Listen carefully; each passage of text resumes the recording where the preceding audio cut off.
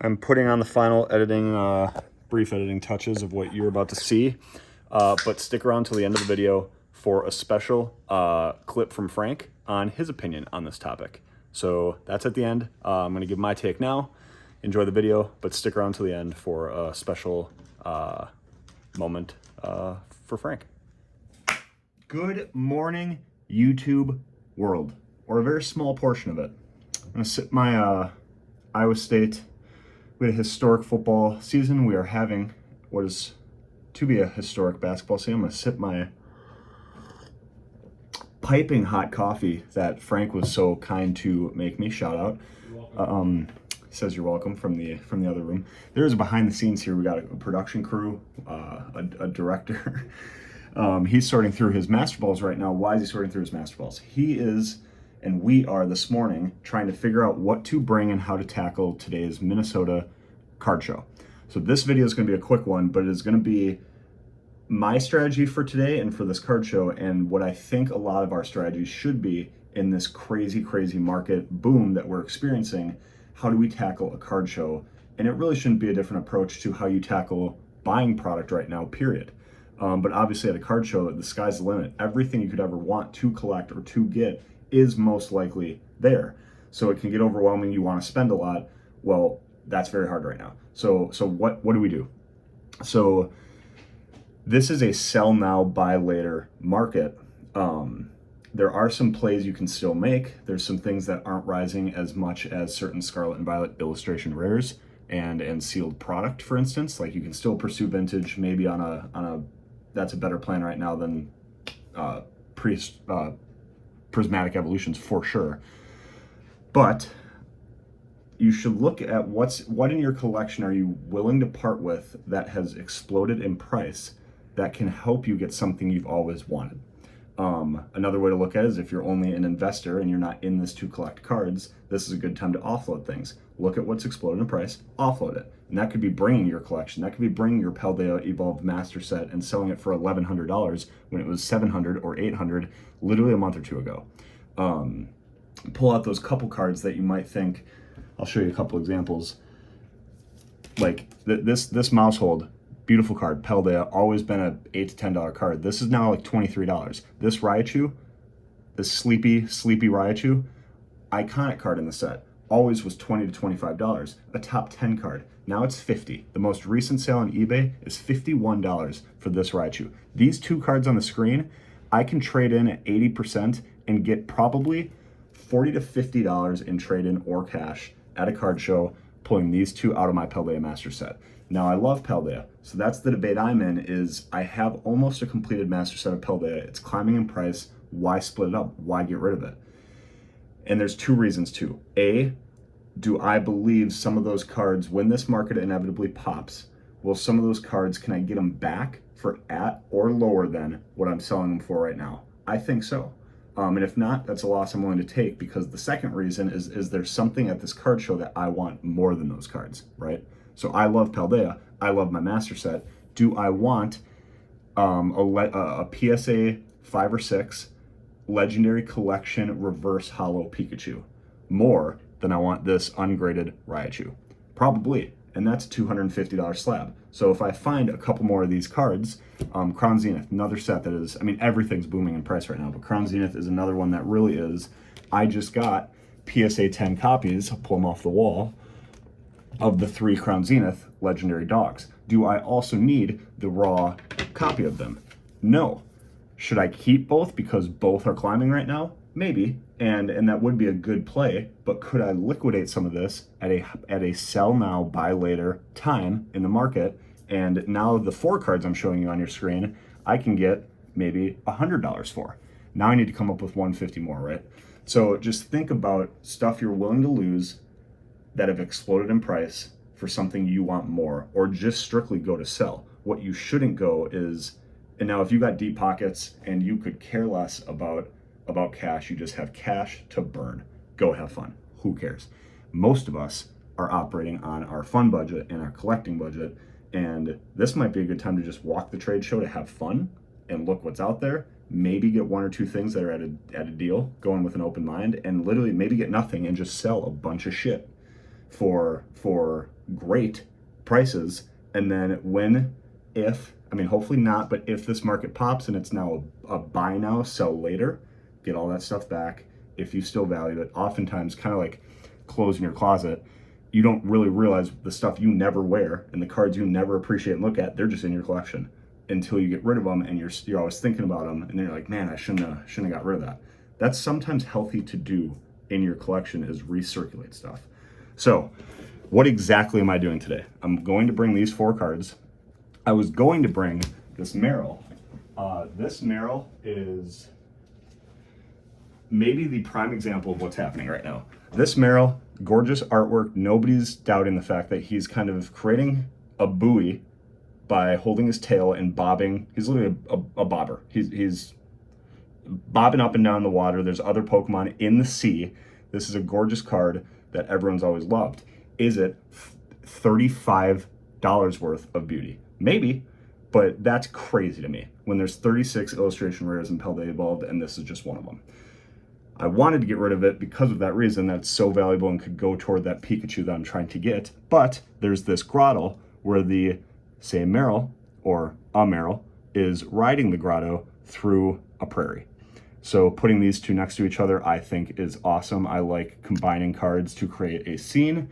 That is something that I enjoy displaying and trying to create kind of worlds that these Pokemon live with, even if they're not technically joint art. So I'm not going to bring that one, but I'm going to bring my 2 legendary dogs. We're going to get rid of these. I have them in PSA 10s. I'm going to get rid of this Raichu.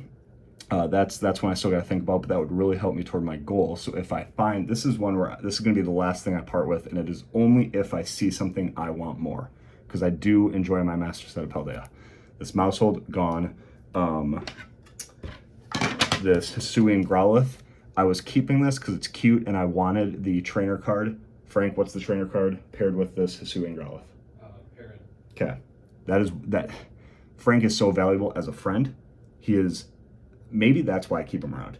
Everything you need to know about Pokemon lore, the guy knows. So that's the knowledge I'm getting behind the scenes, right? That's why you tune into me, is all my Pokemon knowledge, my lore, but that's why I got Frank. And he knows that the parent is the joint artwork looking through the camera lens of this Hisuian Growlithe. Don't need it. I was going to want to get both. I just don't need it. So this Growlithe I'm going to part with. This Toxtricity, Talk Nundark, is my school colors, red and yellow. I thought it was dope. It's just, now it's $3-4, $5, like, get rid of it. And then a couple others we'll run through real quick. Some Garvantulas, and then these 3. So I thought these were super cool from Temporal Forces, but Frank was chomping at the bit there with my confusion, ready to just snipe some knowledge in. But I want the special illustration rares. I want the special illustration rares from the set, even though they're very valuable too, to pair below my PSA 10s of the actual legendary dogs from Crown Zenith. These are kind of like the knockoff version. I still think they're super cool. Picked them up in some trades from the guys. Good time to get rid of them. And then this is one PSA 10 slab that I think I value, right? This is the Gym Heroes of Japanese. And I do value this card in general. I have it raw, and maybe even raw in first edition in English. It is Erica's Ivysaur, and it is a PSA 10. But when I'm looking at my slab wall right now behind the screen, yes, I value the set, but I'm going for a master set in English. Yes, I value this card, but I don't really need it in Japanese. And sure, I like PSA 10s, but when you just have an outlet, I didn't pull this, I didn't grade this, I picked this up at a store. So it's not like nostalgic to me, and it's worth $65.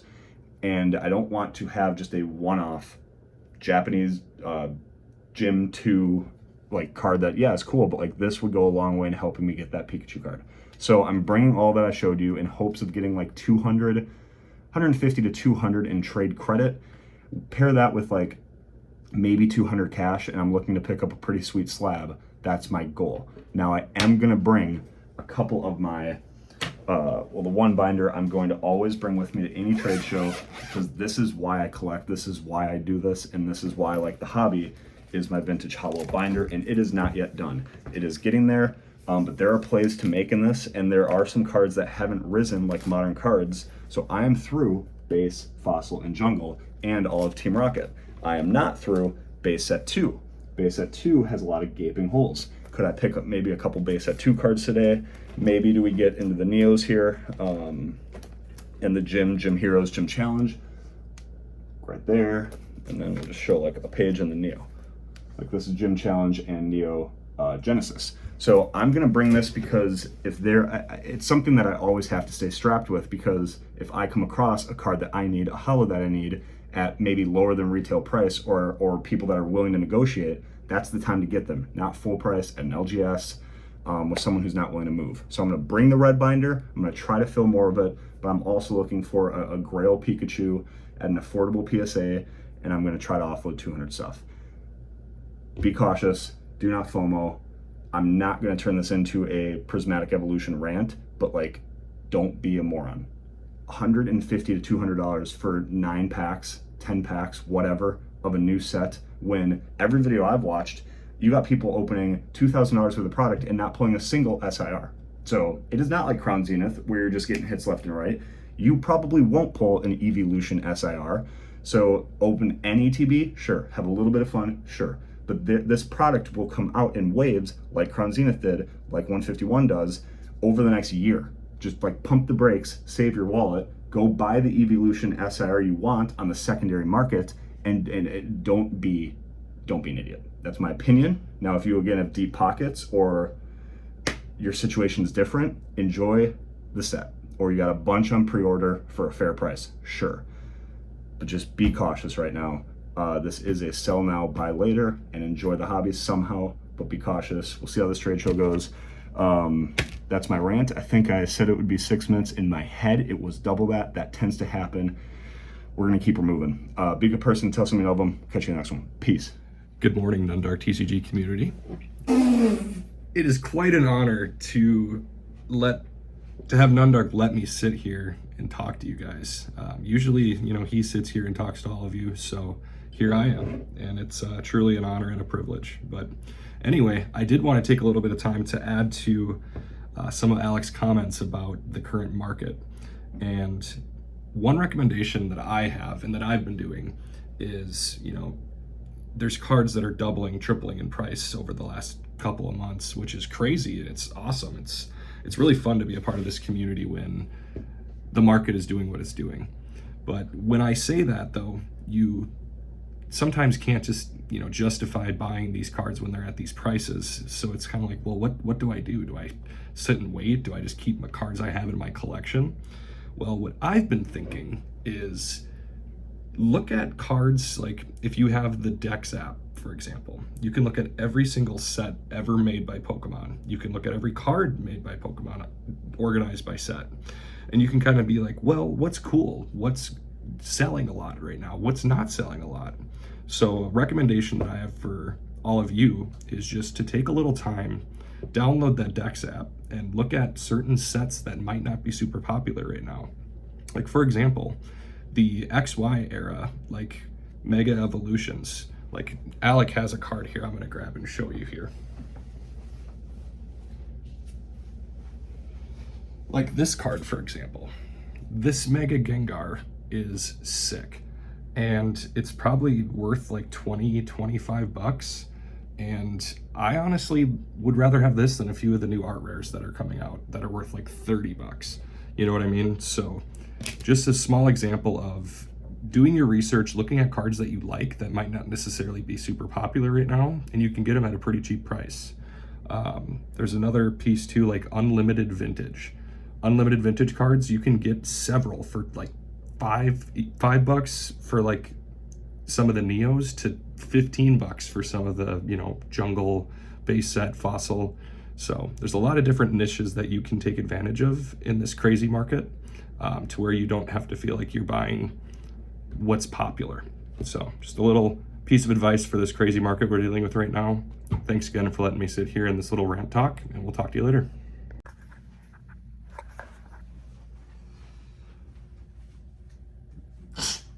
We do exist together. Yes, we do.